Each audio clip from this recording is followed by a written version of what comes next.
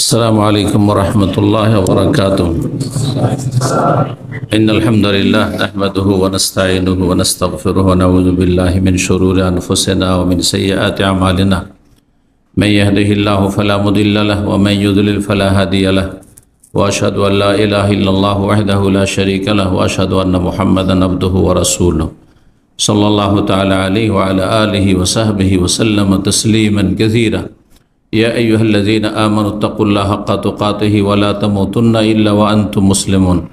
يا أيها الناس اتقوا ربكم الذي خلقكم من نفس واحدة وخلق منها زوجها وبث منهما رجالا كثيرا ونساء، واتقوا الله الذي تساءلون به والأرحام إن الله كان عليكم رقيبا.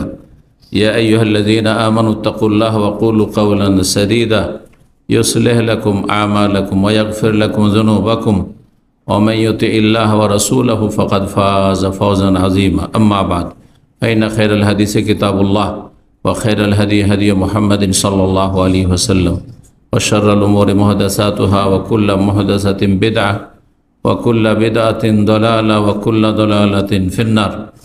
أعوذ بالله من الشيطان الرجيم. بسم الله الرحمن الرحيم. ولو أن أهل القرى آمنوا واتقوا لفتحنا عليهم بركات من السماء والأرض। সম্মানিত ভাতৃমণ্ডলী, আল্লাহ রাব্বুল আলামিনের প্রশংসা এবং প্রিয় রাসূল সাল্লাল্লাহু আলাইহি সাল্লামের উপর অশেষ সালাত এবং সালামের পর আজ বৃহস্পতিবার পহিলা জমাদাল উলা 1447 হিজরি মোতাবেক 23 অক্টোবর 2025 আমাদের ধারাবাহিক সাপ্তাহিক বিষয়ভিত্তিক আলোচনার বিষয়বস্তু বরকতহীনতার কারণ।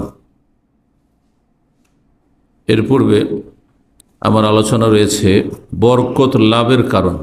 আপনার জীবনে কি কাজগুলি করলে, কেমন জীবন যাপন করলে, কি ধরনের আমল আপনার জীবনে থাকলে বরকত আসবে।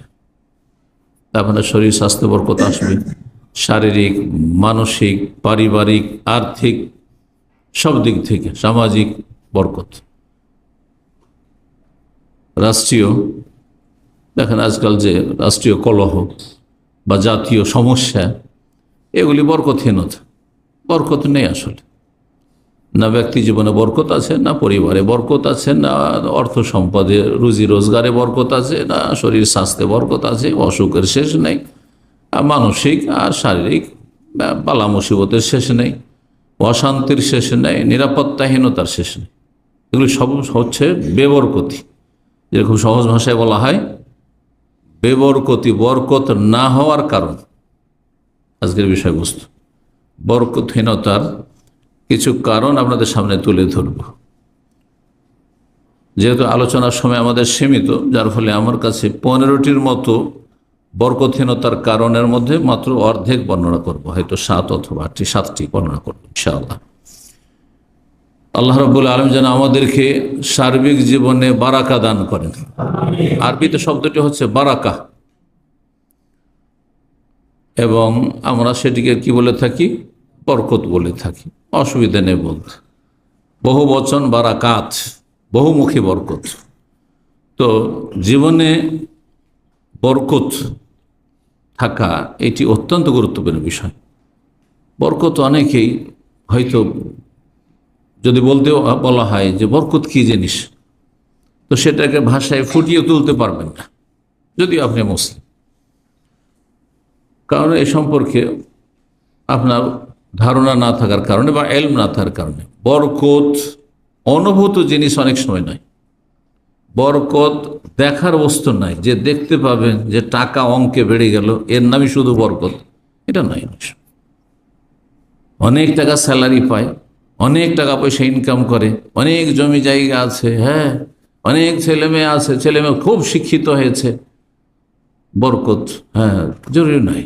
এগুলো অনুভূত, মানে দেখা যাচ্ছে, মাহসুস, হ্যাঁ, যেগুলো মানুষ ফিল করতে পারছে, দেখতে পাচ্ছে। অনুভূতির যেসব মানুষের অঙ্গ প্রত্যঙ্গ রয়েছে, সেগুলি দিয়ে চোখ দিয়ে অনুভূতি, দেখে অনুভূতি, স্পর্শ করে অনুভূতি, তারপর বিভিন্ন রকমের জিহ্বার দ্বারা কিছু অনুভূতি আছে, হ্যাঁ, আছে না নেই? কানের অনুভূতি আছে, জি। নাকের অনুভূতি আছে, জি। ঘ্রাণ হাসিল করা সম্পর্কিত, এগুলো হচ্ছে অনুভূতির অঙ্গ প্রত্যঙ্গ। তো বরকত জিনিসটি অনুভূত বস্তু নেন, মানে জরুরি নয় যে আপনি অনুভব করবেন চোখে দেখে অথবা অন্য কোনো অঙ্গ প্রত্যঙ্গ দিয়ে স্পর্শ করে। অনেক সময় সেটা হচ্ছে অদৃশ্য, দেখা যায় না, মানুষ দেখতে পায় না। আপনার ইনকাম সোর্স তো বেশি দেখা যায় না, হ্যাঁ, আপনার তো এমন যে প্রভাব আছে, ক্ষমতা আছে, তাও দেখা যায় না, কিন্তু আপনি খুব সুখে আছেন। আবার আর একজনের ইনকামের অভাব নেই, টাকা পয়সার অভাব নেই, তার প্রভাব ক্ষমতা আর অভাব নেই, আর তার দাপটের শেষ নেই।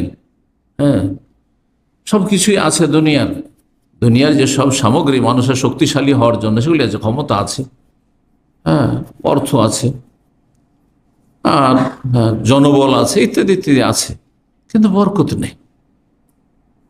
অনেক বড় বড় পয়সাওয়ালাদের দেখছেন না, বা ধনীদেরকে, শিক্ষিতদেরকে দেখছেন না যে তাদের ছেলে মেয়েরা সারা পৃথিবী বিচরণ করে বেড়াচ্ছে, আমেরিকায় থাকছে, ইউরোপে থাকছে, অস্ট্রেলিয়ায় থাকছে, একজন এক এক দেশে থাকছে, দুনিয়া ঘুরিয়ে তারা যেখানে ভালোই আয় উপার্জন সেখানে পৌঁছিতে পেরেছে। কিন্তু দেখা যাচ্ছে যে বৃদ্ধ বাবা মা বৃদ্ধাশ্রমে থাকছে। এই দুটো বুড়ো মানুষের পেটের ভাত দিতে পারে না। এতে কি বরকত আছে? অনেক উচ্চ শিক্ষিত হয়েছে। তো বরকতহীনতার কারণগুলি কি? যে এই ধরনের লোক যাদের দুনিয়ার উপায় উপকরণ মাধ্যমগুলি আছে সুখের, তারপরও তাদের জীবনে বরকত নেই। কাজ করছেন প্রবাসে, ভালো স্যালারি পাচ্ছেন আপনি, ব্যবসা বাণিজ্য করছেন আপনি, ভালো উপার্জন করছেন আপনি, মোটা টাকা মোটা অঙ্ক আসছে আপনার কাছে, কিন্তু বরকত পাচ্ছেন না। এই দেখা যায় দুনিয়াদার লোকেরা অনেক সময় জিজ্ঞাসা করে, মাদ্রাসার শিক্ষকরা, ভারত বাংলাদেশের মাদ্রাসার শিক্ষকদের বেতন কত? 5,000 থেকে নিয়ে 30-এর মধ্যে, এর বেশি বেতন নেই। ওইটা খুব কম, হয়তো 1-2 জন ব্যতিক্রম হইতে পারে যারা বেসরকারি মাদ্রাসা পড়াচ্ছে, কিন্তু তাদের লেবাস, পোশাক, চেহারা এবং তাদের চলাফেরা দেখে অনেক পয়সাওয়ালারা হতভম্ব হয়ে যায়। হ্যাঁ, স্কুল কলেজ ইউনিভার্সিটির প্রফেসররা, ডাক্তার, ইঞ্জিনিয়ার, তারা লক্ষ লক্ষ টাকা মাসে ইনকাম করে, তাদের শান্তি নেই, বরকত নেই। কোথা থেকে আসে টাকা পয়সা, কোথায় চলে যায় কিছু বুঝতে পারে না। এমন অশান্তি কেন? আর এদের দিকে যখন তাকাই তখন বলে যে এরা এই অল্প পয়সাতে কি করে এত বড় একটা সংসার মেনটেন করে, আবার সুখেও আছে। কোনো সময় তাদের হাই নেই, কখনো কোনো রকমের আক্ষেপ নেই, আর মানসিক কোনো অশান্তি নেই, পারিবারিক কোনো অশান্তি নেই। এক কথা না বাড়িয়ে বরকতহীনতার কারণ সম্পর্কে আলোচনা আজকে করি। আল্লাহ রাব্বুল আলামিন জমিনে বরকত রেখেছে, আকাশ থেকে বরকত নাজেল করেন। অফিস সামায় রিজকুম, আকাশ থেকে রিজিকের ফয়সালা হয়। রিজিক মানুষের ভাগে যা কিছু আসে, টাকা পয়সা শুধু নয়, যা কিছু হায়াত, সুস্থতা, যা কিছু আছে, আপনার ছেলে মেয়ে, উন্নতি অবনতি, সব কিছুর ফয়সালা আকাশে হয়।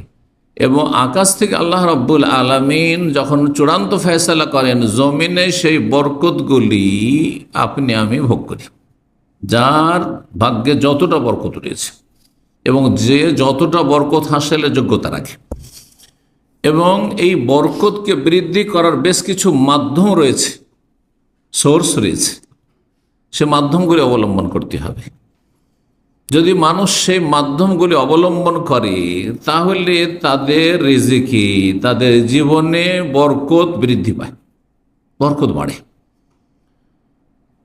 এর বিপরীত ঠিক বরকত নষ্ট হওয়ার বেশ কিছু কারণ রয়েছে, সেগুলি থেকে যদি আপনি বেঁচে থাকেন তাহলে আপনার বরকত সুরক্ষিত থাকবে, হেফাজতে থাকবে।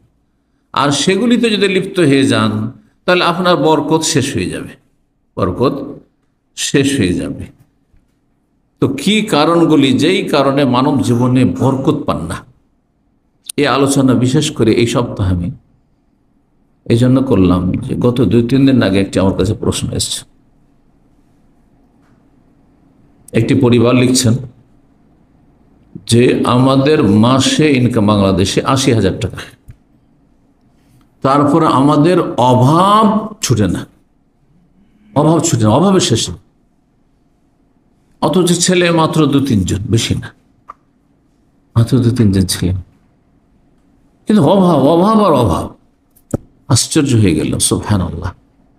আমি তো মনে করি একজন মানুষ ধার্মিক, দিনদার, আল্লাহমুখী, পরকালমুখী, দুনিয়ার চলার মতো করে যদি মধ্যম পন্থায় চলে তো 30 থেকে 40,000 এটা যথেষ্ট, আমি মনে করি, কারণ আমি চলতে পারবো এইভাবে, সেই জন্য। কিন্তু 80,000 টাকা তো পেট ভরছে না, অশান্তির শেষ নাই। জিজ্ঞাসা করছে তাহলে আমরা কোন পথ অবলম্বন করবো যে আমাদের জীবনে বা পরিবারে বা রুজি রোজগারে বরকত হবে, শান্তি পাবো, অভাব ঘুচে না। এই জন্য আর ভুক্তভোগী এরকম বহু রয়েছেন, অধিকাংশই ভুক্তভোগী, কিন্তু অনেক টাকা পয়সা ইনকাম করছেন, তারপরও ধার কর্জার বোঝাই নামাইতে পারেন না। কেন? আবার অনেকে আছে ধার কর্জা জীবনে নেই না, তাও চলছে। কি করে চলছে? আপনার না নিলে চলেন না, আবার সবসময় ঋণের বোঝা কাঁধে চেপেই থাকছে, একটা টেনশন, চাপের মুখে থাকে। কেন? আর আরেকজন ফ্রি আছে, মারা গেলে কেউ কিচ্ছু বলতে পারবে না আমাকে যে 1 টাকা পাবো মুখের কাছে, কিচ্ছু বলতে পারবে। এইরকম জীবন গড়ার চেষ্টা করেন, আল্লাহ যেন তৌফিক দান করেন। মানুষ চেষ্টা করলে সব কিছুই হতে পারে। চেষ্টা কিছু পার্থিব চেষ্টা আছে, আর বিশেষ করে একজন মুসলিমের জন্য দিনই চেষ্টা রয়েছে কোরআন সুন্নাহর আলোকে, যে আপনি কোন নেক আমলগুলি আপনি অবলম্বন করবেন, আর কোন কোন ছিদ্র পথগুলি রয়েছে আপনার জীবনে, সেগুলি থেকে সতর্ক থাকবেন। ওখান দিয়ে কিন্তু বেবরকতি ঢুকে যাচ্ছে, বরকতকে আপনার ধ্বংস করে দিচ্ছে আপনার ওই ছিদ্রগুলি দিয়ে, সেই সুযোগ দেবেন না আপনি।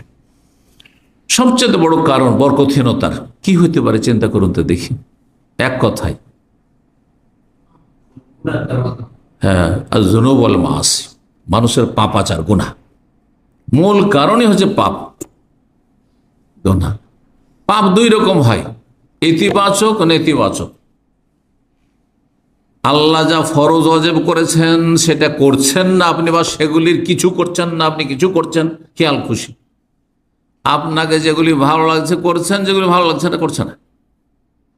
আপনার ভালো লাগছে 4 ওয়াক্ত নামাজ পড়তে, 4 ওয়াক্ত পড়ছেন, ফজর পড়ছেন না। যারা নিজেকে নামাজি ভাবছেন তাদের অবস্থাটা, আর বাকি বেনামাজি তো শেষে।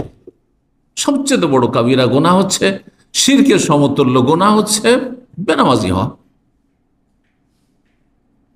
ফজরে যে উঠতে পারেন না সে মুনাফিক। কোরআনের ভাষা আল্লাহ মুনাফিক বলেছেন, হাদিসের ভাষায় রাসূল মুনাফিক বলেছে, ইন্নাল মুনাফিকিনা ইউখাদিউনা আল্লাহ, মুনাফিকরা আল্লাহকে ধোঁকা দেয়। ওয়া হুয়া খাদিউম, অথচ আল্লাহকে ধোঁকা দেওয়া সম্ভব নয়। কারণ ধোঁকা দেয় কাকে? যে জানে না, যা বলছেন তাই বিশ্বাস করতে বাধ্য সে, তাহলে তো সবই জানছেন। সুতরাং আল্লাহ তোমার এই প্রতারণার উচিত শাস্তি দেবেন। ওয়া খাদিউম ওয়াইদা কামু ইলা সালাত কামু কুসালা, এরা নামাজ পড়লেও বড় অলসতার সাথে নামাজ পড়ে, মন লাগে না, অন্তর দিয়ে নামাজ পড়ে না, শুধু তাদের দেহটা কোনো রকম হয়তো নামাজে হাজির হয়। যত তাড়াতাড়ি শেষ করতে পারে নামাজ, পাখির ঠোকর মারার মতো, ঠিকা সারার মতো। কামু কুসালা ইউরাউনান নাস, লোক দেখানো নামাজ পড়ে। ওয়ালা ইয়াযকুরুন আল্লাহ ইল্লা কালিলা, আল্লাহকে সামান্য স্মরণ করে, আল্লাহকে স্মরণ করেই না, ইল্লা কালিলা, সামান্যতম ছাড়া। এই নামকে অস্তে আল্লাহকে স্মরণ করে, আল্লাহর জিকির আসলে নেই। অধিকাংশ লোকের নামাজ দেখে, নামাজে গেলে যত তাড়াতাড়ি সম্ভব শেষ করো। আরে ভাই, এটা কেন হবে? এটা তো অধিকাংশ নামাজীদের অবস্থা। তাহলে আমাদের এখানে সংশোধনের প্রয়োজন আছে। সালাত সম্পর্কে, সেজদা সম্পর্কে, নামাজ সম্পর্কে আল্লাহ বলছেন সূরা আলাকে, যেই সূরার প্রথম অংশ কোরআনের প্রথম নাজিল হয়েছে, ওয়াসজুদ ওয়াক্তারিব, সেজদার মাধ্যমে আল্লাহর কাছাকাছি হওয়ার চেষ্টা করো। তো যে আল্লাহর কাছাকাছি হওয়ার চেষ্টা করবে, সে নামাজকে লম্বা করবে, সব সময় নামাজে থাকতে, দীর্ঘ সময় নামাজে থাকতে চাইতে না, তাড়াতাড়ি করে নামাজ সেরে পালাতে চাইবে, বলুন দেখি। বিষয়টি চিন্তা করে দেখুন, চিন্তার বিষয়। স্ত্রীর সাথে থাকলে কখন যে টাইম পাস হয়ে যাচ্ছে, ছেলে মেয়েদের নিয়ে বিনোদন করলে, আমোদ ফুর্তি করলে, খাওয়া দাওয়া করলে, দমদম, কখন যে সময় পার হয়ে যাচ্ছে টেরই পাচ্ছেন না। আরে এত টাইম হয়ে গেছে, এত রাত হয়ে গেছে, এত সময় হয়ে গেছে, চলে গেছে। কারণ সেখানে যত সময় দিচ্ছেন তত বেশি মজা পাচ্ছেন আপনি, বাস্তব সত্য কথা। কিন্তু সালাতে সময় দিলে মজা পাচ্ছেন না আপনি, এখানে তো ত্রুটি রয়েছে। এভাবে যদি বলি যে এক একটি করে, তো কথা একটি পয়েন্টে লম্বা হয়ে যাবে। গুনাহ ইতিবাচক আর নেতিবাচক, সেখানে ফিরে আসি। ইতিবাচক গুনাহ হচ্ছে ফরজ যা করেছেন, আল্লাহ ওয়াজিব করেছেন জীবনের প্রতিটি ক্ষেত্রে, দৈনিক যতগুলি ফরজ ওয়াজিব আছে, তাতে যদি ঘাটতি থাকে, ত্রুটি থাকে, তা আপনি পাপের জীবন যাপন করছেন, বরকতহীনতার কাজ করছেন। নেগেটিভ হচ্ছে যেগুলি আল্লাহ হারাম করেছেন, সেগুলিতে আপনি লিপ্ত হয়ে যাচ্ছেন। না করতে হবে সেগুলিতে লিপ্ত হচ্ছেন আপনি, যেগুলিকে বর্জন করতে হবে সেগুলিতে আপনি ডুবে আছেন, আপনি বিভিন্ন পাপে। আজকাল যারা বাহ্যিক প্রকাশ্য পাপে নেই, তারা গোপন পাপে লিপ্ত। একটি আলোচনা আমি করেছি কিছুদিন আগে, গোপন পাপ। গোপন পাপ মারাত্মক পাপ,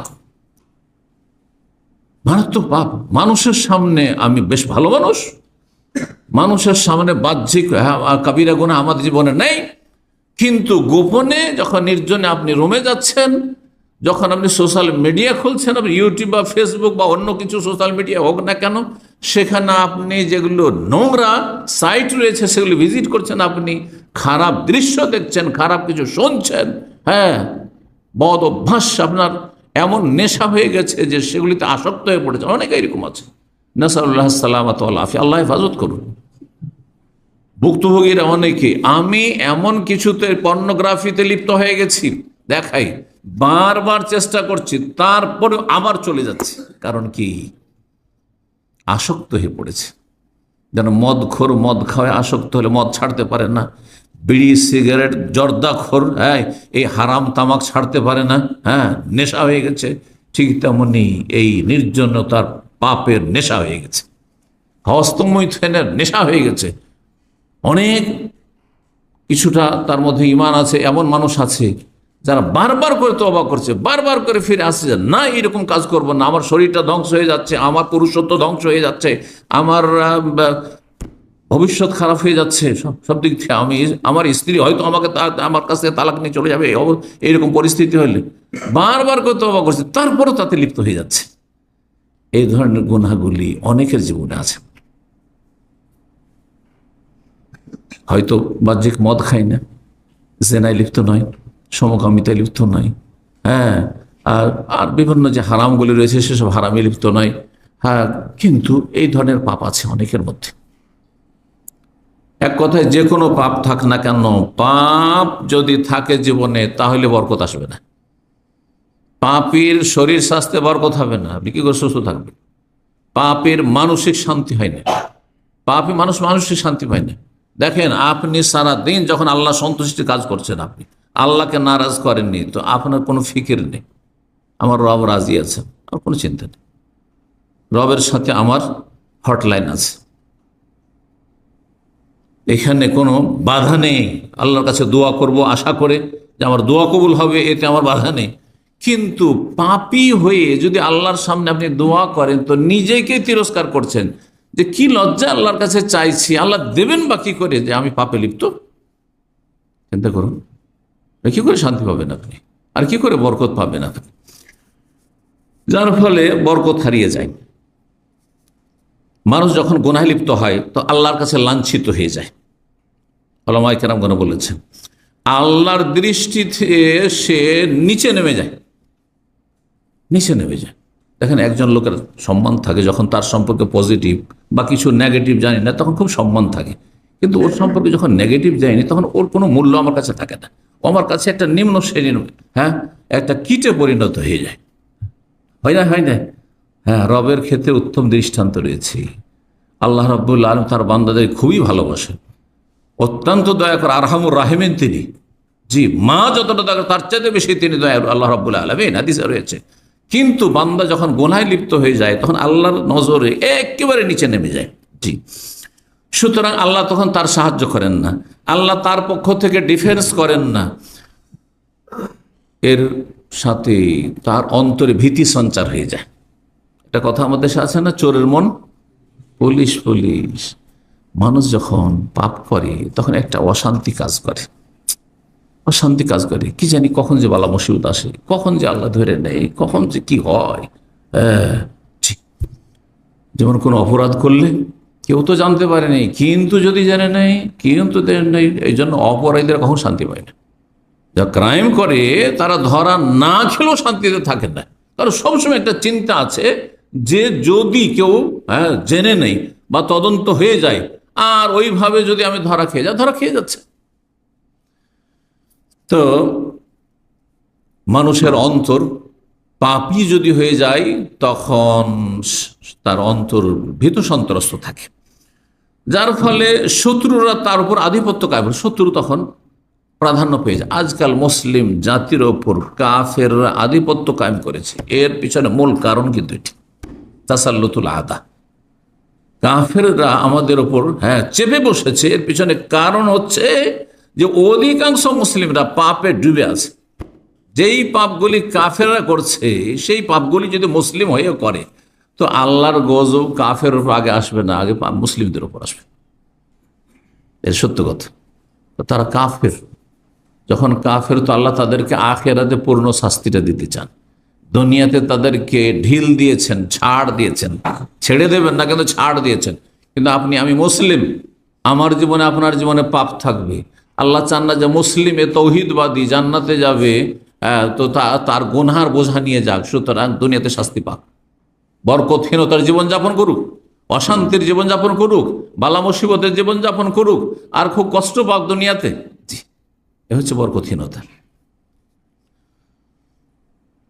যার ফলে জীবনের প্রতিটি ক্ষেত্র থেকে বরকত সরে যায়, ধন সম্পদ ও বরকত থাকে না, আয় ইনকামে বরকত থাকে না। রব্বুল আলামিন ইরশাদ করেন সূরা রাদের আয়াত নম্বর 11-তে, ইন্নাল্লাহা লা ইউগাইয়িরু মা বিকওমিন হাত্তা ইউগাইয়িরু মা বিআনফুসিহিম। আল্লাহ কোন জাতির ভাগ্যের পরিবর্তন ঘটাবেন না যতক্ষণ পর্যন্ত তারা নিজেদের মধ্যে পরিবর্তন না নিয়ে আসবে। গুরুত্বপূর্ণ আয়াত। প্রতিটি ক্ষেত্রে আপনি এটিকে ফিট করতে পারেন। অনেকে দেখি ছেলে নিয়ে আসছে জুমার বারে, ছেলেটার বয়স 16 থেকে 18 হবে, বয়স বাড়িয়ে নিয়ে কাজে নিয়ে চলে এসছে।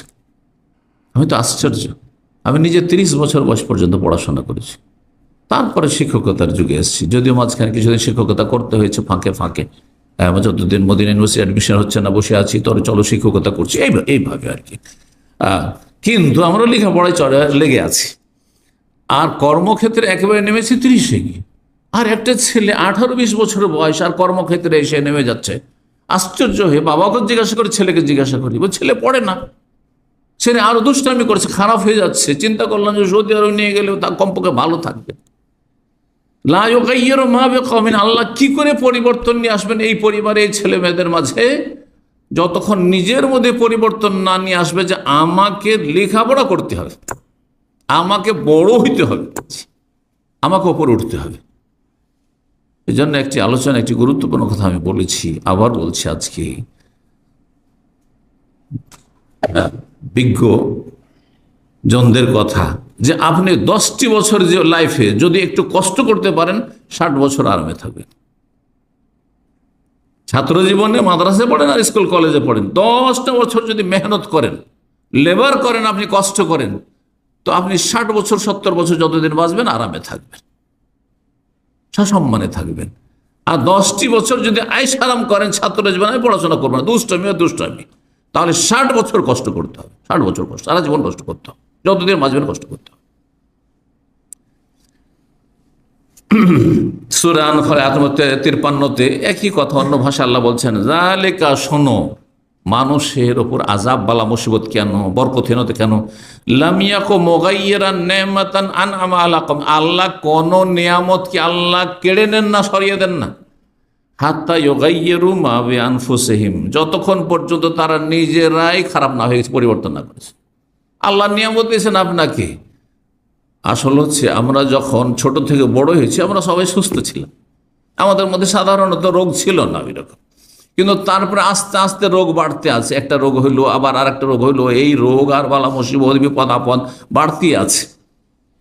নিয়ামতকে আল্লাহ কেড়ে নেন না যতক্ষণ পর্যন্ত নিজে খারাপ না হয়ে গেছেন, খারাপের দিকে না চলে গেছেন। ইমাম ইবনুল কাইয়িম রাহিমাহুল্লাহ এই গুনহার কুপ্রভাব সম্পর্কে সবচেয়ে বেশি বিস্তারিত আলোচনা করেছেন, সবচেয়ে বেশি আলোচনা করেছেন আমার লেখাপড়া মতে এবং জানা মতে। তিনি পাপের কুপ্রভাব সম্পর্কে 120টির বেশি ক্ষতি আলোচনা করেছেন। তিনি পাপের কুপ্রভাব, তার মধ্যে কয়েকটি এখানে আপনাদের শোনাই। তিনি বলছেন, অমিন ওকুবাতিল মাআসি, গুনহার শাস্তি হচ্ছে আল্লাহর পক্ষ থেকে, আন্নাহা তামহাকু বারাকাতুল উমরি, আয়ুর বরকত শেষ করে দেবে, আয়ুর বরকত শেষ করে দেবে। যারা নেক জীবনযাপন করে আয়ুতে বরকত হয় সাধারণত, যদিও কিছু ব্যতিক্রম আছে, কিন্তু সাধারণত এটা কমন কথা বলছে। ব্যতিক্রম প্রত্যেকটি ক্ষেত্রে আছে, যে ভালো মানুষ অল্প বয়সে চলে গেল, বেশি বাঁচলো মানে খুব ভালো মানুষ, এটা নয়। কিন্তু একজন মানুষ সাধারণত এমনটা হয়, আপনি আয়ুর বরকত যদি চান, রোজির বরকত চান, তাহলে গুনাহমুক্ত হইতে হবে। গুনাহগারের শাস্তি হচ্ছে তামহাকু বারাকাতুল উমর, হ্যাঁ, মানুষের আয়ুর বরকতকে শেষ করে দেয়, অবারাকাতা রিজক, রিজিকের বরকতকে শেষ করে দেয়, অবারাকাতাল ইলমের বরকতকে শেষ করে দেয়, ইলমের বরকতকে শেষ করে দেয়। এর জন্য আমি বলছি, আমার সহপাঠী অথবা আমার সমসাময়িক বেশ কিছু বন্ধু মহল ছিল যারা লেখাপড়াতে আমার চাইতে ভালো ছিল, আল্লাহ লেখাপড়াতে তারা ভালো ছিল। কারণ আমরা যখন পশ্চিমবঙ্গে লেখাপড়া করি তখন না হয় অল্প জায়গাতে নিজে টপ হওয়াটা সহজ, কিন্তু যখন বেনারসে আসলাম তখন গোটা অল ইন্ডিয়া, পুরো ইন্ডিয়ার সাথে কম্পিটিশন। তখন সেখানে দেখলাম যে কিছু ছেলে আছে, তারা আমার চাইতে ইংলিশ বেশি জানছে, আমার চাইতে বেশি ব্রেনি, তারা আমার চাইতে বেশি মেহনতি, এক একজন এক একটাতে বেড়ে আছে। তাদের সাথে আমাদের কম্পিটিশন থাকতো যে কে আগে যেতে পারে, রেজাল্ট ভালো বেশি করতে পারে, বড় কম্পিটিশন থাকতো।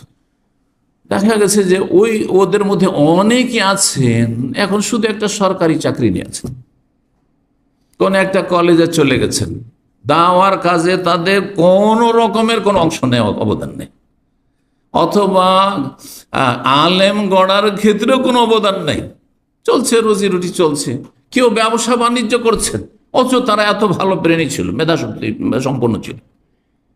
তো এলমের বরকত চলে যায় মানুষ পাপে লিপ্ত হলে। মাদ্রাসার ছাত্র আর সিনেমা দেখে। আমি যখন আলেম পরীক্ষা দিই, আলিয়া মাদ্রাসার আপনাদেরকে বলি, না হলে বুঝবেন না, সেন্টার বুঝেন তো, পরীক্ষার সেন্টার পড়ে, আলেম পরীক্ষার জন্য গিয়েছি, আর আমরা ওখানে ঘর ভাড়া নিয়ে আছি। তো একদিন পরীক্ষা হয়, একদিন মাঝখানে ছুটি থাকে, আর তারপরে দিন আবার পরীক্ষা হয়, এই পরীক্ষা চলে। তো 1983 কথা বলছি, অনেক আগের কথা বলছি, যখন কাল তখন আমার 20 বছর বয়স, 21 বছর বয়স। তো দেখি যে সমস্ত ছেলেরা যেই দিন ছুটি, যে দিনটা পরীক্ষা নেই, সবাই সিনেমা দেখতে যায়, নাউযুবিল্লাহ মিন যালিক। আলিয়া মাদ্রাসা যারা সব সিনেমা দেখতে যায়, থিয়েটার দেখতে যায়। তখন তার মোবাইলের যুগ ছিল না যে পকেটের সিনেমা, এখন তো ঘরে বসে বসে আপনি নোংরামি করছেন, আপনি হ্যাঁ নির্জনতার পাপ করছেন। কিন্তু এগুলো করতো। আমি আর আমার একটা চাচাতো ভাই ছিল, দুইজনে গেছি আলেম ফাজল কামেল এইসব টাইটেল ছিল। তো পরীক্ষা দিয়ে গেছি, শুধু আমরা গোটা হোস্টেলে যেখানে আছি আমরা দুইজন ছাড়া কেউ নাই সেই দিন, সারা দিন ফাঁকা। আমি শিক্ষকতার সাথে পরীক্ষা দিয়েছি, তারা রেগুলার ছাত্র, অনেকে পরীক্ষা রেগুলার সারা বছর ক্লাস করে পরীক্ষা দিয়ে এসেছে। তারা সবাই নকল চিট করে পরীক্ষা দেয়, এই বান্ডেল নকল নিয়ে এসছে।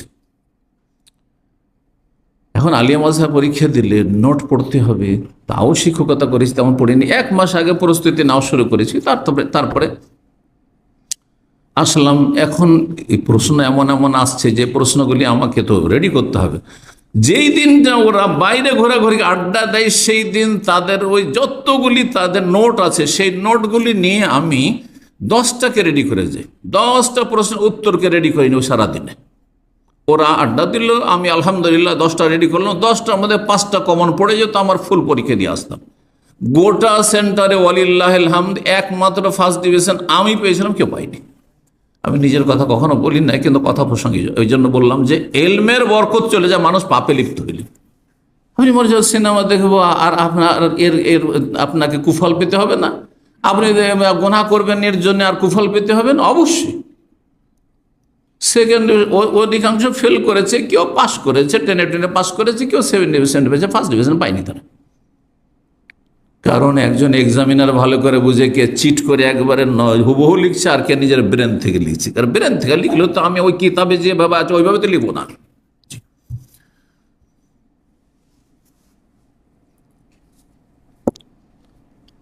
মানুষ যখন গুনাহ করে তো দিন দুনিয়ার বরকত শেষ হয়ে যায়, তার কোনো কিছুতে বরকত থাকে না। আল্লাহ রাব্বুল আলামিন সূরা আরাফের আয়াত নম্বর 96 ইরশাদ করেছেন, ওয়ালাউ আন্না আহলাল কুরা আমানু ওয়াত্তাকাউ, যদি দেশবাসী, আহলাল কুরা জনপদের লোকেরা, গ্রাম শহরের মানুষরা, মানুষ গ্রামে বাস করে না শহরে বাস করে, আহলাল আমানু তারা মুমিন মুসলিম হয়ে যায়, কাফেরদের জীবনে বরকত নেই। দেখেন দুনিয়ার যদি পরিসংখ্যান বের করেন, আত্মহত্যা কারা বেশি করে? তবে যে কাফেররা বেশি আত্মহত্যা করে। মুসলিম বেশি করে না কাফের? দেখবেন কাফের বেশি আত্মহত্যা করে, জরিপ চালাইলে পাবেন। আচ্ছা, আর একটা যদি জরিপ চালান যে আত্মহত্যা গরিবরা বেশি করে না পয়সাওয়ালারা বেশি করে, তো পয়সাওয়ালারা বেশি আত্মহত্যা করে। বাস্তব সত্য কথা। কেন? তারা শান্তি পায় না, পয়সা থেকেও শান্তি নেই, উন্নত দেশে বাস করেও শান্তি নেই। যেই তারা যদি ইমানদার হয়ে যেত আর কি করতো, পাপ মুক্ত, ওয়াত্তাকাও পাপ মুক্ত, গুনাহ থেকে বেঁচে থাকতো, লাফাতাহান আলাইহিম বারাকাতিম মিনাস সামা, তাহলে আকাশের দরজা সমূহ বরকতের খুলে দিতাম। আল্লাহ বলছেন আকাশের বরকতগুলি আমি খুলে দিতাম, ওয়াল আরজে জমিনের বরকত খুলে দিতাম, ওয়ালাকিন কাজ্জাবু কিন্তু তারা বিশ্বাস করেনি, মিথ্যে মনে করেছে। ফাআখাযনা বিমা কানু ইয়াকসিবুন, সুতরাং তাদের পাপের কারণে, কৃতকর্মের কারণে তাদেরকে পকড়াও করেছি। আল্লাহ বলছেন, আল্লাহ এভাবে মানুষকে ধরে থাকেন। মুসনাদ আহমদ একটি হাদিস রয়েছে, মানুষ যখন পাপে লিপ্ত হয়, যে কোনো পাপ করেন না কেন, তখন বরকত চলে যায়, মানুষের জীবন থেকে বরকত চলে যায়। ধরা রিজিক আপনার আছে সেটা নষ্ট হয়ে যায়। বলছেন রাসূলুল্লাহ সাল্লাল্লাহু আলাইহি ওয়াসাল্লাম, ইন্নাল আবদা লা ইউহরামু রিজক, বান্দা রিজিক থেকে মাহরুম, বঞ্চিত হয়ে যায়। কিসের কারণে? বিজামবে ইউসিবহু, গুনাহে লিপ্ত হওয়ার কারণে। গুনাহে লিপ্ত হওয়ার কারণে। ভালো সুন্দর একটা চাকরি ছিল কিন্তু চাকরি চলে গেল, ভালো একটা ব্যবসা ছিল কিন্তু ধস নেমে গেল, ভালো একটা গাড়ি নিয়েছিলেন আর ইনকাম করছিলেন কিন্তু গাড়ি অ্যাক্সিডেন্ট হয়ে গেল, পালা মুসিবত চলে আসল। ভালো মানুষের হইলে পরীক্ষায়, কিন্তু পাপীদের যদি হয় তো এগুলি আযাব, শাস্তি, বরকতহীনতা মনে রাখবেন। ভালো মানুষের যে দুর্ঘটনা হবে না এমন কথা নাই, কিন্তু দুর্ঘটনা হইলেও আল্লাহ তাকে উত্তম বিকল্প দেবেন, উত্তম বিকল্প দেবেন। কারণ তার কাছে মানসিক আহার রয়েছে, মানসিক শান্তির পাথেয় রয়েছে তার কাছে। ভালো মুসিবত থাকলে সুখে আছে, হাই হাই করতে দেখবেন না। সে আল্লাহর ফয়সালার তকদিরের উপর সে সন্তুষ্ট থাকবে এবং সে সবর করবে। সবর করাও ইবাদত, যেমন শুকুর করা ইবাদত। শেখ ইবনে বাজ রাহমাতুল্লাহ আলাইহি, সৌদি আরবের বিগত প্রধান মুফতি, তিনি বলছেন গুনাহ সম্পর্কে, লা শাক্কা আন্না ইখতিরাফাজ যুম মিন আসবাবি গাযাবিল্লাহ, আল্লাহর গজবের গুরুত্বপূর্ণ কারণ হচ্ছে গুনাহে লিপ্ত হওয়া। আল্লাহর গজব নেমে আসে মানব জীবনে, ব্যক্তি জীবনে হোক, পরিবারে হোক, অশান্তি হোক, গজব, আর সমাজে হোক, দেশে হোক। অমিন আসবাবে মাহকিল বারাকা, বরকত নিশ্চিন্ন হওয়ার কারণ, বরকতহীনতার কারণ হচ্ছে গুনাহে লিপ্ত হওয়া। ও হাবসুল গায়েস, অনাবৃষ্টি, দুর্ভিক্ষ, বৃষ্টি হচ্ছে না, যখন বৃষ্টি লাগবে তখন বৃষ্টি হচ্ছেন না, আর যখন বৃষ্টি লাগবে না তখন বৃষ্টি দিয়ে আল্লাহ বন্যায় ডুবিয়ে দিচ্ছে, ভাসিয়ে দিচ্ছে। এগুলি আল্লাহর আযাব, এগুলি মানুষের পাপের কারণে। ও তাসলিতিল আদা, দুশ্মনদেরকে আল্লাহ চাপিয়ে দিচ্ছেন। আল্লাহ রাব্বুল সূরা আরাফ আয়াত নম্বর 130 ইরশাদ করেছেন, ওয়ালাকাদ আখাযনা আলা ফিরআউনা বিসসানি। ফিরআউন কত বড় একজন রাজা ছিল, শক্তিশালী এবং কত বড় ক্ষমতাধর ছিল, কিন্তু আল্লাহ বলছেন যে ফিরআউনের সেনাবাহিনী বংশধরকে, তার দলবলকে আমি পাকড়াও করেছিলাম বিসসিনিন, দুর্ভিক্ষ দিয়ে। আল্লাহ যেসব আযাব এসেছিল ফিরআউনের যুগে, তার একটি ছিল দুর্ভিক্ষ। ওয়ানাকসি মিনাস সামারাত, আর ফল ফসলের ফলন কমে যাওয়া, কোনো ফলন নেই দেশে। যদি আপনার খাদ্যদ্রব্য উৎপন্ন না হয়, ধান গম না পাওয়া যায়, দেশে যদি ফল না থাকে, তো খাবেন কি আপনি? টাকা পয়সা দিয়ে খেতে পাবেন? কখনো হবে না।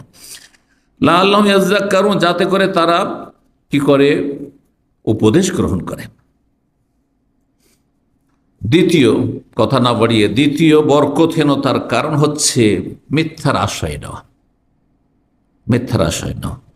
তারপরে প্রতারণা করা, দোষ ত্রুটিকে লুকিয়ে রাখা, গোপন রাখা, ধোঁকাবাজি করা, ধোঁকাবাজি করা ব্যবসায়িকদের ক্ষেত্রে, আর যারা হাতের কাজ করেন তাদের ক্ষেত্রে, এইরকমই যারা ডিউটি করতে গিয়ে বিভিন্ন ফাঁকিবাজি করেন তাদের ক্ষেত্রে এগুলো দেখেন তো। যারা মেকানিক, কিছু যে কোনো কিছুর এসির মেকানিক হোক, আর ফ্রিজের মেকানিক হোক, আর ওয়াশিং মেশিনের মেকানিক হোক, আর গাড়ির মেকানিক হোক, কয়জনের রুজি হালাল পাবেন আপনি? যারা গাড়ি কেনা বেচা করছেন সেকেন্ড হ্যান্ড, তাদের কয়জনের রুজি আপনি হালাল পাবেন বলেন? জিজ্ঞাসা করেন। মিথ্যার আশ্রয় নেওয়া, ভাই গাড়িটা খুব পছন্দ হয়েছে, গাড়িতে কোনো দোষ নেই তো, সব ঠিক আছে? না না, সব ঠিক আছে। গাড়ি আপনি এখানে ওয়ার্কশপে ঠিক করতে যাচ্ছেন আপনি, হ্যাঁ, সেখানে গেলে না না না, আপনার গাড়ি তাড়াতাড়ি এখন হবে না, আপনি যান, রেখে যান, একদিন দুদিন রাখতে হবে।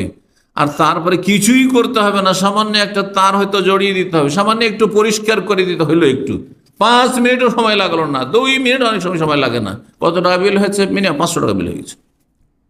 আউযুবিল্লাহ, সব রিজিক হারাম, হারাম, মিথ্যার আশ্রয় নিয়েছে।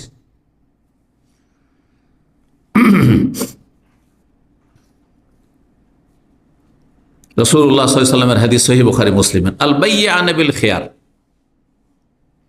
ব্যবসায়িকরা, ক্রেতা এবং বিক্রেতা, বাইয়ান ক্রেতা এবং বিক্রেতা, বিল খিয়ার, অতক্ষণ পর্যন্ত তাদের স্বাধীনতা থাকবে, খরিদ করে নেওয়ার পরেও, বিক্রি করে দেওয়ার পরেও, মা লাম ইয়াতাফার, যতক্ষণ পর্যন্ত সেখান থেকে চলে যায়নি দুজন।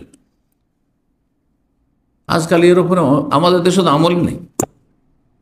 বিক্রি করে দিয়েছেন, বিক্রি করে দিয়েছেন, বিক্রি করার বলছে না ভাই হইল না, বলে বিক্রি করেছিলাম, টাকাও নিয়েছি, কিন্তু আমি এখানে আছি, হইল না, টাকা আপনার ফেরত নেন, নেবে না, জায়েজ, হারাম। বা বিক্রি করার পরে খরিদ্দার বলছে যে না না না ভাই আমার নেওয়া হইল না, নেন, হয়ে গেছে, কিছুক্ষণ হয়ে গেছে, 10 মিনিট হয়ে গেছে, কিন্তু ওখানেই আছে, ওই মজলিসে আছে, ফিরিয়ে নেবে? না না, ফেরত নেই, ফেরত নেই, হবে না। মালাম ইয়াতাফাররাক, কিন্তু চলে যাওয়ার পরে যদি কোনো দোষ ত্রুটি থাকে, সেটা, এখানে দোষ না থাকলেও ফিরিয়ে দিতে পারে। আজকাল ফিরিয়ে নিচ্ছে কিসে? যদি দোষ ত্রুটি থাকে তাহলে, যেটা খেয়ারে আইব বলা হয়। ব্যবসার লম্বা অনেক মাসাইল। ফাইন সাদাকা, ব্যবসা বাণিজ্য করতে গিয়ে ক্রেতা বিক্রেতা যদি সত্য কথা বলে, অবাইয়ানা, দোষ ত্রুটি খুলে খুলে যদি বর্ণনা করে দেয়, কোন গাড়িওয়ালা আছে যে গাড়ি বিক্রি করতে গেলে আমার গাড়িতে এই সমস্যা আছে, তাহলে রুজি আপনার হারাম, বরকত শেষ হয়ে যাচ্ছে আপনার জীবন। আমার ডিস্ট্রিক্টে একজন খুব পরেশগার আলেম ছিলেন। কেমন পরেশগার ছিলেন যে উনি যখন ইস্তেসকার দোয়া করতেন, আমি যখন আমার বয়স 8-10 বছর, তখন নাকি উনি ইস্তেসকা পড়িয়েছেন, একটু আমার মনে হচ্ছে। তো আমার আব্বাজান রাহিমাহুল্লাহ বলতেন ওনার কথা, যে উনি আমাদের ওই সময়টাই, যখন আমার এই বয়স ছিল, তো আমাদের এলাকায় তিনি ইস্তিসকার নামাজ, বুঝেন তো, বৃষ্টি চাওয়ার সালাত পড়েছেন। বৃষ্টি চাওয়ার সালাত পড়ার সাথে সাথে বৃষ্টি শুরু হইত, মানে ঈদগাহ ময়দান থেকে মানুষ বাড়িতে পৌঁছিতে পারতো না, বৃষ্টি হইতো। আর এখন 2বার 3বার 4বার ইস্তিসকা হয়ে যাচ্ছে, বৃষ্টি হচ্ছে না, বৃষ্টি হচ্ছে না। তো উনি এই এমন মোস্তাজাব দোয়া এইভাবে কবুল হইত। তার একটি ঘটনা, গরু বিক্রি করতে এসছেন,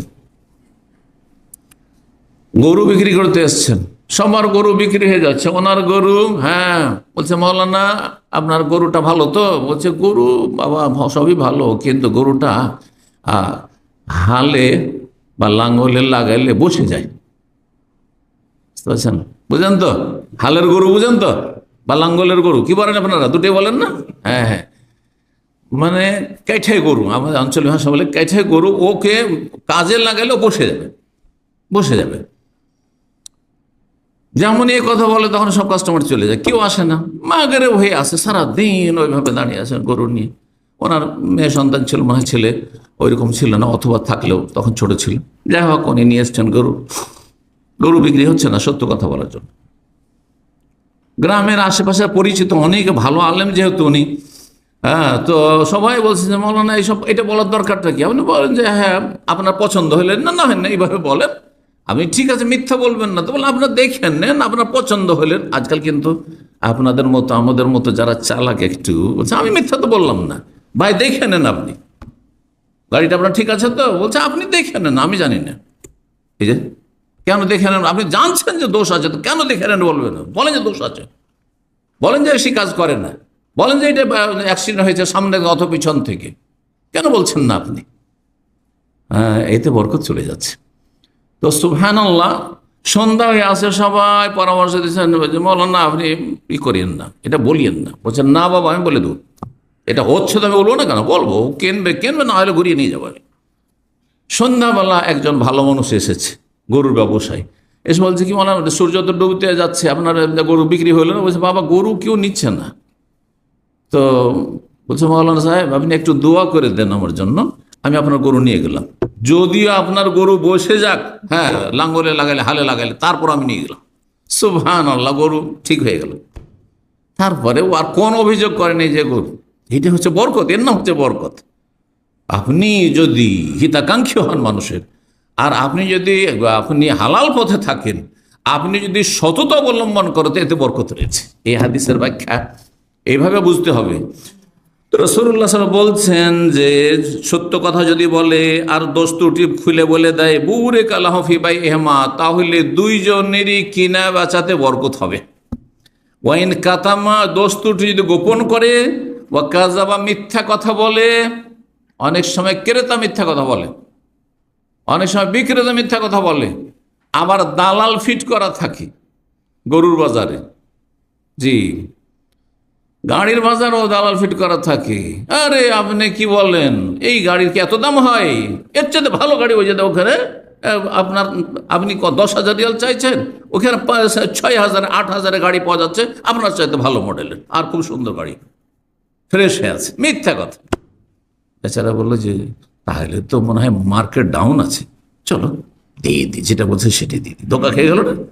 জি, কখনো কখনো মিথ্যা বলে ক্রেতা, কখনো কখনো মিথ্যা বলে আর ধোকা দেয় বিক্রেতা, এগুলো বরকত নষ্ট করে দেয়। রাসূলুল্লাহ সাল্লাল্লাহু আলাইহি ওয়াসাল্লাম, বুখারী মুসলিমের হাদিস।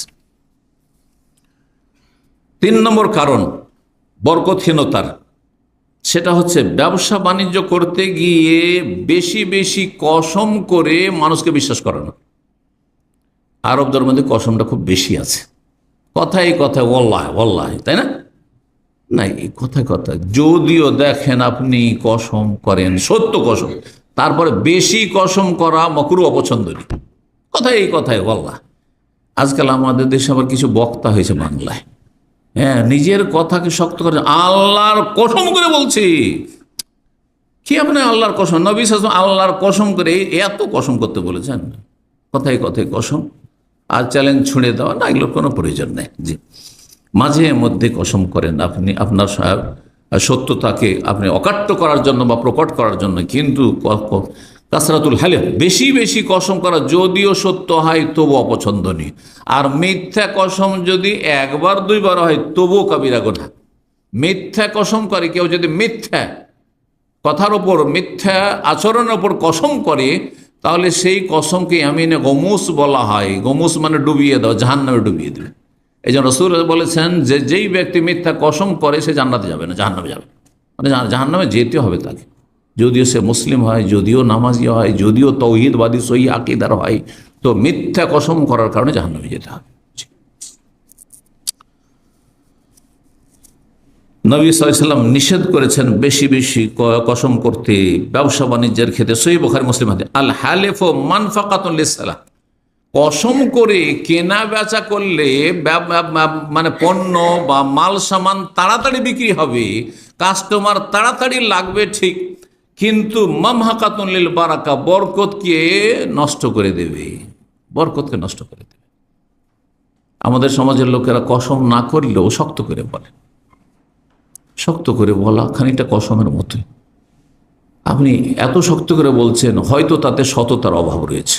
হ্যাঁ, যতটা আছে তার চেয়ে বেশি আপনি অতিরঞ্জন করে বলছেন, বাড়িয়ে বলছেন, এগুলিতে বরকত নষ্ট হয়ে যাবে। রাসূলুল্লাহ সাল্লাল্লাহু আলাইহি ওয়াসাল্লাম আরেকটি হাদিস সহিহ মুসলিমের, ইয়াকুম কাসরাতুল হালিফিল বাই, ব্যবসা বাণিজ্য তোমরা বেশি বেশি কসম করবে না, সাবধান। ফাইন্নাহু ইউনাফিকু, ওতে তোমার পণ্য তো বেশি সেল হবে, কিন্তু সুম্মা ইয়ামহাকু, বরকত নষ্ট করে দেবে, বরকত নিশ্চিহ্ন করে দেবে, নষ্ট করে দেবে।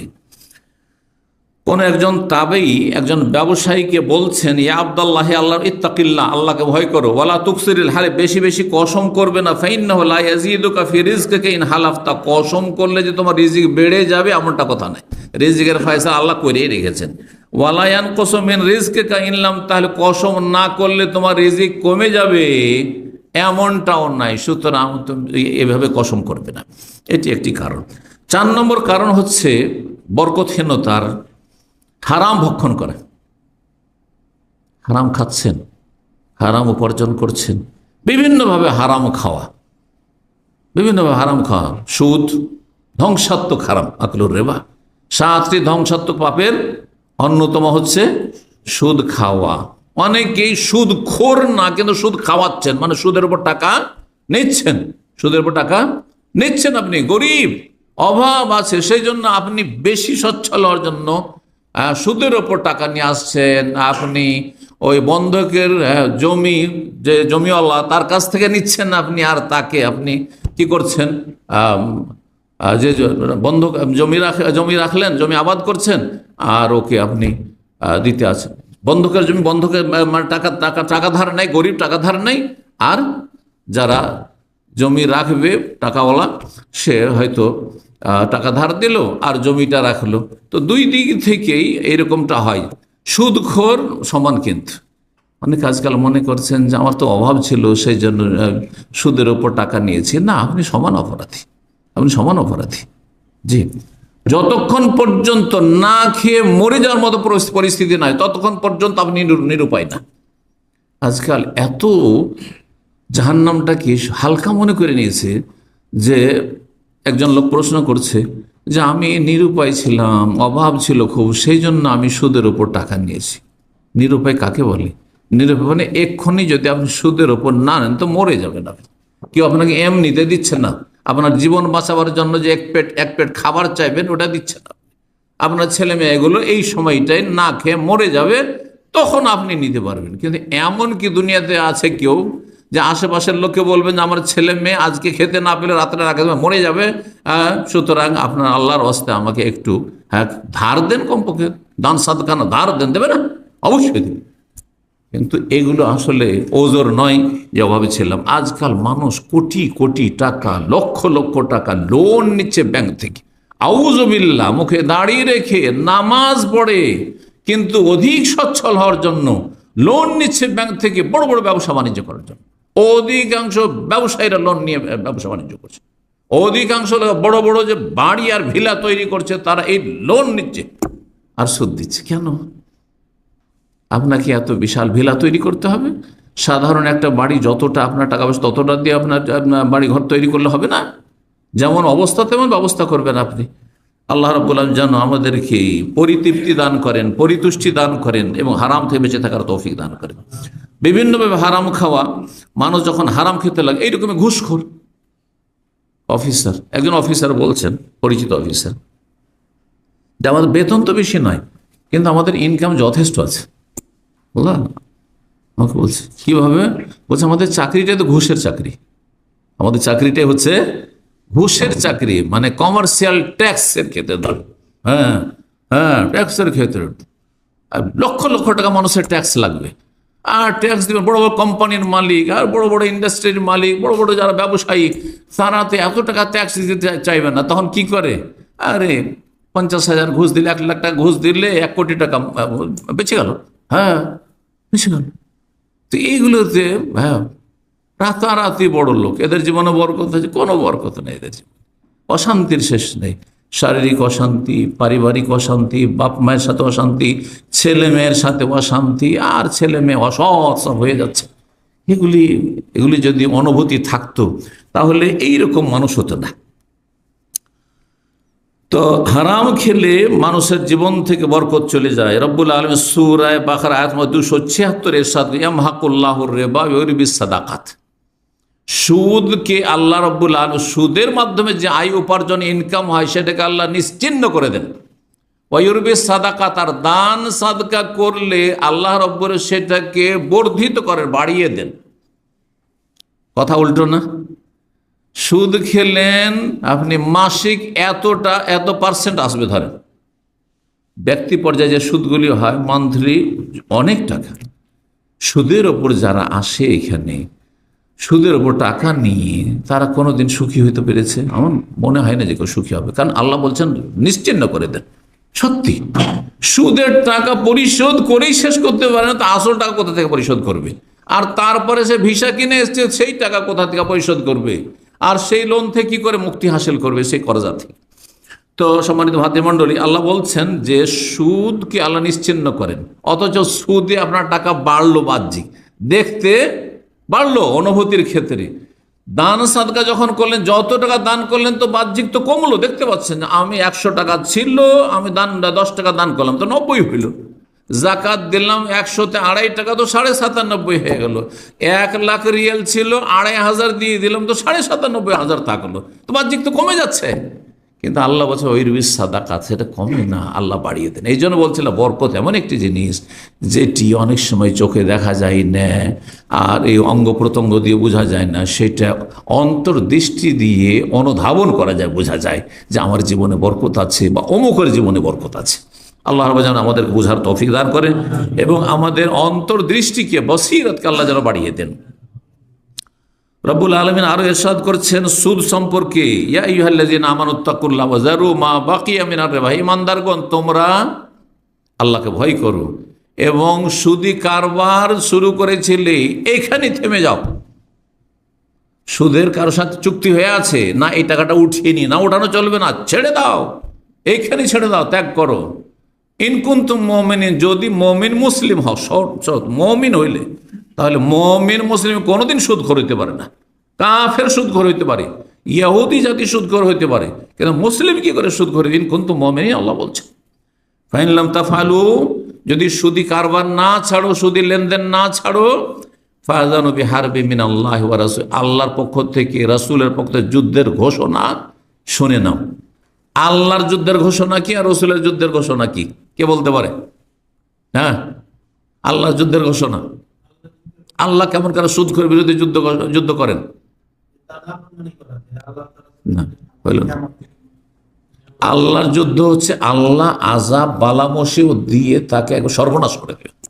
এই জন্য সুদখোর কখনো দুনিয়াতেও আযাব আর আখিরাতেও আযাব। আল্লাহর যুদ্ধ হচ্ছে আল্লাহ তার জীবনে অশান্তি নামিয়ে দেন, অশান্তি। এত টাকা পয়সা ইনকাম করেছে সুদ খেয়ে, কিন্তু কোনো শান্তি নেই। আর রসুলের পক্ষ থেকে যুদ্ধের ঘোষণা মানে, হ্যাঁ কে বলবে? আল্লাহর পক্ষ থেকে সুদখোরের বিরুদ্ধে যুদ্ধের ঘোষণা এবং রসুল সাল্লাল্লাহু আলাইহি ওয়াসাল্লাম পক্ষ থেকে যুদ্ধের ঘোষণা। না কি না, শুধু লানত নয়, না লানত তো আছেই আল্লাহ এবং রসুলের সুদখোরের উপর। এছাড়া হ্যাঁ না, যদি রাসূলুল্লাহ সাল্লাল্লাহু আলাইহি ওয়াসাল্লাম থাকতেন আর এই সুদখোরদেরকে পেতেন, তাদের বিরুদ্ধে জিহাদের ঘোষণা করতেন। যেমন বদর উহুদ করেছেন, হ্যাঁ খন্দক করেছেন, মক্কা বিজয় করেছেন, হুনাইনের যুদ্ধ করেছেন, তেমনি রাসূলুল্লাহ সাল্লাল্লাহু আলাইহি ওয়াসাল্লামের পক্ষ থেকে যুদ্ধের ঘোষণা। রাসূলুল্লাহ সাল্লাল্লাহু আলাইহি ওয়াসাল্লাম নেই, কিন্তু রাসূলুল্লাহ সাল্লাল্লাহু আলাইহি ওয়াসাল্লামের খলিফা মুসলিম শাসক আছে। মুসলিম শাসকের ফরজ যে সুদখোরদের বিরুদ্ধে যুদ্ধের ঘোষণা করবে, অ্যাকশন নেবে। জি, এটি হচ্ছে আয়াতের তাফসীর। তাহলে মুসলিম শাসকের এটি দায়িত্ব, দেশ থেকে সুদি সিস্টেমকে বন্ধ করবে। এবং কেউ যদি সুদি কারবার ব্যক্তি পর্যায়ে করে, সুদি কোনো প্রতিষ্ঠান থাকবে না, সুদি কোনো ব্যাংক থাকবে না, আর সুদি কোনো রকম কারবার থাকবে না। আর কোথাও যদি কেউ করে তাদের বিরুদ্ধে অ্যাকশন নেবে, সশস্ত্র অ্যাকশন নেবে। জি। 5 নম্বর বরকতহীনতার কারণ হচ্ছে মানুষের ধন সম্পদ বেইমানি করা, যে কোনোভাবে। কত যে বেইমানি চলছে আল্লাহ জানে, কত যে বেইমানি চলছে। এখানে আমাদের একজন বাংলাদেশি ভাই ছিলেন, পরিবার নিয়ে থাকতেন দাম্মামে, চলে গেছেন দেশে। উনি নিজে বলছেন আমাকে, অনেক বছর আগের কথা, এখানকার ঘটনা। একজন লোক তার কাছ থেকে 8,000 রিয়াল নিয়েছে ধার। 8,000 রিয়াল নিয়ে সে ইটালির ভিসা করে উধাও হয়ে গেছে, ইটালি চলে গেছে। জি হ্যাঁ, মনে করেছে যে আমি স্বর্গে চলেই গেলাম, কিন্তু না, জীবনের বরকতকে তুমি ধ্বংস করে দিলে। আর একজন অন্য ভাষাভাষী আমার পাশের কলিগ, হ্যাঁ, উর্দু ভাষী যে আছেন কাশ্মীরি, তার কাছ থেকে বড় একজন পয়সাওয়ালা মানুষ, বড় স্যালারিতে এখানে চাকরি করতো, সে তার কাছে মাত্র 2,000 রিয়াল নিয়ে আমেরিকা চলে গেছে। আজকে থেকে 20-22 বছর আগের ঘটনা। মাত্র 2,000 নিয়ে আমেরিকা চলে গেছে। যাওয়ার পরে সেখানে গ্রিন কার্ড নিয়ে শায়েখ আমাকে মাঝে মধ্যে বলে যে আমরা অল্প বেতনে চাকরি করি, আলেম মানুষ, তার সে 10,000 15,000 রিয়াল বেতনে চাকরি করতো, সেও আমার টাকা মেরে আমেরিকা চলে গেল। আশ্চর্য কথা, একটা আশ্চর্য কথা। তো যাই হোক, তারপরে আল্লাহ তাকে কি একটু সুমতি দিয়েছে, কিন্তু এটা সুমতি নয়। সে গ্রিন কার্ড হাসিল করলো, এর টাকার মূল্য নেই, তো 10 বছর পর তুমি টাকা দিচ্ছ। 5 বছর 7 বছর কি 10 বছর পরে সে উমরায় এসছে। আসার পরে টেলিফোন করেছে যে শেখ, আপনার টাকাটা তো থেকে গেছিল, তো টাকাটা কিভাবে দেব? এইভাবে 10 বছরের পর টাকাটা দিয়েছে। বুঝতে পেরেছেন? এদের জীবনে কোনো বরকত আছে? এদের ছেলেমেয়েরা মানুষ হবে, এরা পশু হবে। হ্যাঁ, এদের জীবনে কোনো শান্তি থাকবে না, শারীরিক শান্তি না মানসিক শান্তি। এটা হচ্ছে বাস্তবতা। তো বরকত চলে যাওয়ার একটি গুরুত্বপূর্ণ কারণ, অন্যায়ভাবে, যে কোনো অন্যায়ভাবে হোক না কেন, বিভিন্ন উদাহরণ হতে পারে। কিছু উদাহরণ এখানে আমি নোট করেছি। যেমন কাউকে আপনি একটা দায়িত্ব দিলেন কাজের, যে কাজটা আমার করে দেন, সেখানে 9-6 করে টাকা ইনকাম করলো। যারা ওকালতি করে মেলা কিছুতে এদিক সেদিক করে, যাতে করে বেশি ইনকাম করতে পারে। কিছু আমানত রাখলেন, সে আমানতে খেয়ানত করলো। অথবা কাজের দায়িত্ব তাকে দেওয়া হয়েছিল, তার উপর তাকে পারিশ্রমিক দেওয়া হবে, কিন্তু সেখানে কাজ ভালোভাবে করলো না। যারা কন্ট্রাক্ট নিয়ে কাজ করছেন, কন্ট্রাক্টারই করছেন। কেন আজকাল এত কাজ কেন খারাপ? হ্যাঁ, এত কেন কাজ খারাপ? আজকে থেকে 30-40 বছর আগে রাস্তাঘাট একবার ঠিক করলে কখনো খারাপ হইতো না, এখন রাস্তাঘাট ঠিক করার পরে 2 মাস যায় না, এরকম হয়ে যাচ্ছে। কি জন্য? হ্যাঁ, বিল্ডিং, নতুন বিল্ডিং, তারপরও এখান দিয়ে পানি পড়ছে, এখানে এই সমস্যা, এখানে কারেন্টের সমস্যা, এখানে এসির সমস্যার শেষ নেই। কেন খেয়ানত? এই যে হারাম খাচ্ছেন, যোগ্যতা নেই, আপনি টেকনিশিয়ান নন, আপনি পেটের গরজে টেকনিশিয়ান হয়েছেন, আপনি রাজমিস্ত্রি নন, আপনি এই কাজগুলি ভালো করে জানেন না, তারপরে কাজ আপনি কন্ট্রাক্ট নিয়েছেন, আর তারপরে এই কাজগুলি করছেন, যার ফলে আর টাকা আপনি ন্যায্য কিন্তু নিয়েছেন। এই রুজি হারামের কারণে বরকত চলে যায়। এইরকমই যারা সরকারি বেসরকারি প্রতিষ্ঠানে চাকরি করেন, নিজ নিজ দায়িত্বগুলি ঠিকভাবে পালন করেন না, লেট করে আসছেন, আগে চলে যাচ্ছেন, অথবা যেই কাজগুলি আপনার দায়িত্বে রয়েছে করে দিতে হবে জনগণকে, সেগুলি ঘুষ ছাড়া করছেন না, অথবা বারবার করে হয়রান করছেন। ঠিক আছে, ঘুষ তো নিব না আমি, কিন্তু বারবার করে হয়রান করে, অথচ ফ্রি আছেন, আপনি করে দিতে পারবেন, কিন্তু না, এমন করে হয়রান করবো যাতে করে ঘুষ দিতে বাধ্য হয়, অথবা অন্য কোনো রাস্তা ধরতে বাধ্য হয়। এইরকমই বিভিন্নভাবে হ্যাঁ ভালো আচরণ না করা।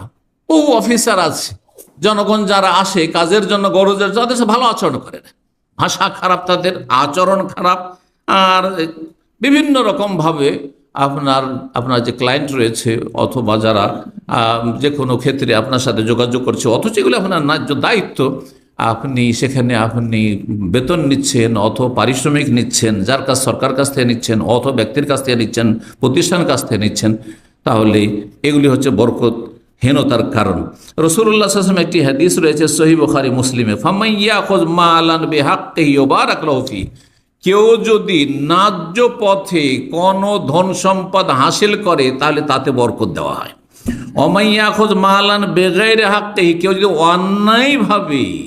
অন্যায়ভাবে কোনো ধন সম্পদ অর্জন করে, ফামাসালু কামাসালিল ইয়াকুলু ওয়ালা ইয়াশবা, তার উদাহরণ হচ্ছে এমন রোগীর মতো যে খায় কিন্তু তার তৃপ্তি হয় না। একটি রোগ আছে, যে রোগের কারণে যতই খাক, খেতে পারছে খুব কিন্তু মনে শান্তি হচ্ছে না, তৃপ্তি হচ্ছে না, খেয়ে যাচ্ছে কিন্তু তৃপ্তি পাচ্ছে না, হাহাকার অবস্থা। 6 নম্বর কারণ হচ্ছে বরকতহীনতার ব্যবসা বাণিজ্যে প্রতারণা। কাছাকাছি এগুলো ব্যবসা বাণিজ্যে ব্যবসা বাণিজ্যে কত রকমের যে প্রতারণা রয়েছে। আমানতের জায়গায় খেয়ানত, সততার জায়গায় মিথ্যার আশ্রয় নেওয়া। এইগুলি তো হয় কি, যখন উদাহরণ দিই তাহলে বুঝতে পারবেন। কাছের মানুষ, আত্মীয়, আজকাল জমি জায়গা কিনতে যান, আপনি বাইরে থাকেন তো ওখানে দালাল ফিট হয়ে যাবে। আছে না নেই বাংলাদেশে? আমাদের অঞ্চলে আছে। আমার ঘনিষ্ঠ একজন ব্যক্তি, আমার বড় চাচার সাথে তাদের রাহিমাহুল্লাহ, তার সাথে ঘনিষ্ঠ সম্পর্ক। খুব বেশি বলছেন না তো, এই আলোচনা তো বুঝে নেবে যে এটা আমার উপর ফিট হয়ে যাচ্ছে হয়তো। তো সুবহানাল্লাহ, একটি জায়গা কিনতে যেমন ওরে লাগে গেছে, তার উপকার করা উচিত ছিল। তাহলে এলাকার জায়গা, রোড সাইডের জায়গা, সেখানে মাঝখানে সে দালাল হয়ে ঢোকার চেষ্টা করেছে, আর যেই রেটে আসল মালিক দিচ্ছে সেখান থেকে আরো বেশি, তাতে বেশ কিছু পরিমাণ আমার কাছ থেকে সে হাসিলের চেষ্টা করে। আল্লাহ, কিন্তু আল্লাহর কি হেকমা, কোন এক সময়ের কথা বলছি, যে সরাসরি মালিকের সাথে আমার পরিচয় হয়ে যায়, আর মালিক সাদা সিধা ভালো মানুষ, সে বলছে যে শেখ আপনার সাথে সরাসরি হবে, কি দরকার কারো মাধ্যমে। তো খুব সুবিধা দিয়ে পেয়ে গেলাম, এইটা জানার পরে ও চাইছিল যে না, আমার মাধ্যমে যেন কেনা হয়। বড় অসন্তুষ্টি, কি করে আমার সামনে তার প্রকাশ করতে পারে না, অনেক আগের কথা বলছি। তো সে অন্য কারো সামনে বলেছে যে ওই জায়গা কিনেছে, আচ্ছা ওইভাবে কিনেছে, আচ্ছা দেখা যাক কেমন করে রক্ষা করতে পারে কিনা। আউযুবিল্লাহ। আপনাদের অনেকের মধ্যে এরকম আছে যে আত্মীয় স্বজন ওখানে দালাল হয়ে ঢুকেছে, সে আসলে মালিককে দিয়েছে এক রেট আর আপনাকে শুনেছে আর এক রেট, আর আপনার কাছ থেকে মাঝখানে টাকা খেয়েছে। এইরকম দালালি বহু কাজের ক্ষেত্রেই করে থাকে। তার মধ্যে আর একটি হচ্ছে হারাম খাওয়ার পন্থা ব্যবসা বাণিজ্যের ক্ষেত্রে, সেটা হচ্ছে দাঁড়ি মারা যে কত। আমি যখন যৌবনকালে বা তারও ছোট ছিলাম, তখন ওই হাটে বাজারে দেখতাম কোনো কিছু 5 কিলো কিনলে আধা কিলো কমপক্ষে কমবে, 1 কিলো কমতে পারে। চাল বিক্রি করতে নিয়ে আসে ভিজিয়ে, বুঝতে পেরেছেন? পাট বিক্রি করতে আমি নিজে দেখেছি, পাটের যে আপনার কি বলে এগুলোকে, পাট যে বাঁধে, গাঁট, আমি গাঁটটা সহজ সুন্দর ভাষা, কি বলেন এগুলোকে? গাঁটই বলা হয় বা গাঁট বলা হয় কোনো এলাকায়। পাটের গাঁটের ভিতরে কেউ ইট ঢুকিয়ে রাখে, আমি দেখেছি। পাটকে ভিতরে ভিজিয়ে রাখে যাতে করে ভারী হয়। কেন ভিজাচ্ছে? ভারী করার জন্য। হ্যাঁ, চাষিরা। নবী সাল্লাল্লাহু আলাইহি ওয়াসাল্লাম মদিনার বাজারে গেছেন, যাওয়ার পরে দেখছেন যে খাবার বিক্রি হচ্ছে, খাদ্যদ্রব্য বিক্রি হচ্ছে, তো হাতটা ঢুকিয়ে দিলেন, তো হাতটা ভিজে গেল। ওপরটা শুকনা হয়েছিল আর ভিতরটা হাতটা ভিজে বেরোলো। বলে মা হাযা ইয়া সাহিবাত্তাম, এটা কি? বলে আসাবাহু বালালুন ইয়া রাসূলুল্লাহ, একটু আগে বৃষ্টি হয়েছিল ওই জন্য ভিজে গেছে। তারা ভিজবে তো, বৃষ্টি তো ওপরে পড়েছে, তো নিচে কেন ভিজা? তো নবী সাল্লাল্লাহু আলাইহি ওয়াসাল্লাম বললেন আফালা জাআলতাহু ফাওকাত্তাম হাত্তা ইয়ারাহুন নাস, তাহলে ভিজাটা ওপরে কেন রাখনি? যাতে করে কাস্টমার যারা খরিদ্দার আসবে তারা দেখে, সচক্ষে দেখে কিন্তু তারপরে বলেছিলেন এই হাদিসটি রাসূলুল্লাহ, মান গাশশানা ফালাইসা মিন্না, যারা আমাদের সাথে ধোঁকাবাজি করবে, প্রতারণা করবে, তারা আমাদের দলভুক্ত না, আমাদের দলে শামিল না। জি, তো এইভাবে বহু লোক হারাম খেয়ে থাকে। এইরকমই কোনো দোষ ত্রুটিকে লুকিয়ে রাখা, বিভিন্নভাবে ব্যবসা বাণিজ্যে ধোঁকাবাজি। আজকাল তো কন্ট্রাক্ট নিতে গেলেও কি করতে হয়? ঘুষ দিতে হয়, ঘুষ দিতে হয়। কন্ট্রাক্ট নিতে গেলে ঘুষ দিতে হয়। শুধু তাই নয়, চাকরি নিতে গেলে ঘুষ দিতে হয়। হ্যাঁ, তারপরে এই ক্লিনার বেচারা গরিবগুলোকে, হ্যাঁ হ্যাঁ, যদি তুমি পয়সা না দাও তোমাকে এমন জায়গায় ফেলবো না, তোমার 12টা বাজিয়ে দেবো, তোমার ডিউটি এমন জায়গায় দেবো। আর যদি পয়সা দাও, এত পয়সা দাও, তাহলে এমন জায়গায় দেবো যেখানে আউটসাইডে তোমার ইনকাম আছে। এই হারামগুলি চলছে। এই হারাম খাওয়ার জন্য একবার এক কোম্পানিতে স্ট্রাইক করলো, কয়েক বছর আগের ঘটনা। এমন স্ট্রাইক হইলো যে ওই যেগুলো ম্যানেজার ফোরম্যান ছিল সবগুলিকে পিটাইলো ভালো করে, আর পিটিয়ে বেশ কিছু হলে ধর্মঘট তারা স্ট্রাইক করলো এখানে দেশের মতো।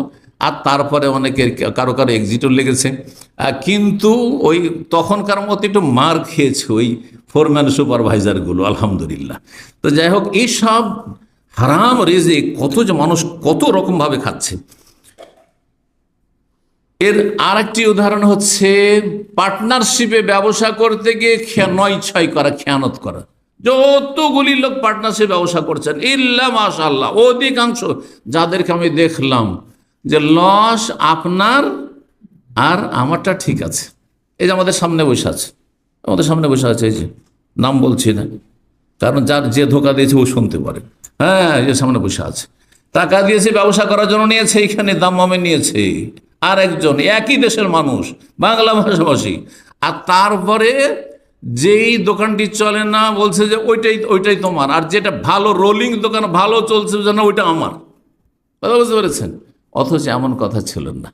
এখন লস হয়ে গেল, লস। তারপর টাকা ওর হাতে পড়ে আছে, ক্যাশ ওর হাতে, আসল মালিক সে, এ বাইরে থেকে টাকা দিয়েছে, যে টাকাটা দিয়েছিল মনে হয় এখনো পাইনি, তাই না? এই যে টাকা পাইনি, দেখে হারাম খোরি, সব হারাম খেয়ে যাচ্ছে। এগুলি হচ্ছে বরকত শেষ হওয়ার। এরা মনে করছে অনেক টাকায় আমি সৌদি আরব থেকে নিয়ে যেতে পারলাম না, সব শেষ, সব শেষ। জি, আমি একজন লোকের কথা শুনেছিলাম যে এই দেশে সে স্ক্রাবের ব্যবসা করতো, আর স্ক্রাবের ব্যবসাতে কত যে হারাম খায়। হ্যাঁ, আল্লাহ হেফাজত করুন, ইল্লা মাশাআল্লাহ কিছু ভালো মানুষ হয়তো থাকতে পারে। স্ক্রাবের ব্যবসা করে বিশাল সে টাওয়ার তৈরি করেছিল ঢাকা শহরে, আর বিশাল ভিলা তৈরি করেছে। আর তারপরে অনেক বছর আগের কথা, শোনা কথা। আর তারপরে তার স্ত্রীর নামে ওই জায়গাটি যেখানে বাড়ি তৈরি করেছে, এটা কার নামে? এই স্ত্রী পরকীয়া প্রেমে লিপ্ত হয়ে, আর তারপরে যেহেতু জায়গা বাড়ি তার স্ত্রীর নামে, স্ত্রী উধাও, তার বাড়িও উধাও, সব উধাও।